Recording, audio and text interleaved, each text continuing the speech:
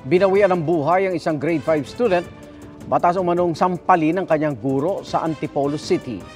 Nag-iimbestiga na ang pulisya sa insidente. Saksi live si Bam Alegre. Bam! Igan, sa puneraryang ito, dito sa Antipolo, inaasikaso ang labi ng isang grade 5 student na nasawi kaninang umaga matapos daw saktan di umano ng kanyang guro.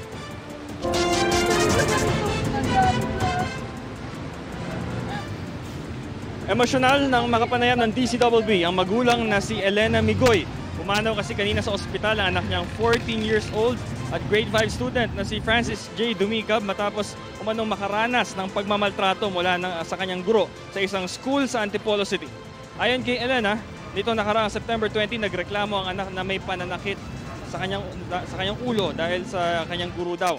Dinala raw nila sa ospital noong September 26 si Francis dahil hindi nawala ang pananakit ng ulo, pananakit ng tenga at kawalan ng balanse, pati ang pagsusuka.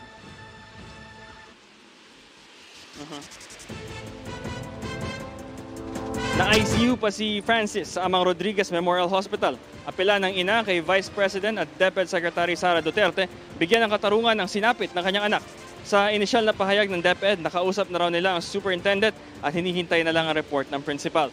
Nagsasagawa na rin ng investigasyon ng Antipolo Police. Nagpunta raw ang nanay ng bata sa paaralan para tugunan ng sumbong ng kanyang anak.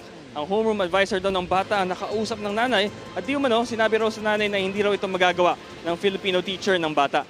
Sa investigasyon ng pulisya, nakausap din nila mismong guro at itinanggi rin ang paratang. Dahil September 20 pa nangyari ang insidente, hindi na maaaring arestuhin ang inaakusahang guro. Pakinggan natin ang pahayag ng ina ng nasabing estudyante pati ng hepe ng Antipolo Police. Pinalikan siya ni teacher, hinila siya sa uniform. Tapos nung hinila siya sa uniform, sinambunutan siya. Pag sambunot sa kanya, sinampal siya. Sa kanang bahagi po siya ng pahinga ng sampal dito. Nung sinampal daw siya, napalingi siya ng ganyan. Tapos yun yung simula ng laging pagsasakit ng tainga niya. Nagkaroon ng insidente noong September 20 doon sa nasabing school kung saan allegedly, ayon sa ina ng biktima po natin, ay yung biktima ay sinampal o nadapuan ng kamay na lang. Nadapuan ng kamay ng kanyang Filipino subject teacher. Hindi na sila papasok doon sa ating time frame na pwede kasi marami ng interventions na nangyari after the September 20 as compared to October 2. But definitely, we will be filing a case or a complaint of homicide in relation to Republic Act 7610. No? We are just waiting for the medical legal and the autopsy report na magagaling po sa hospital.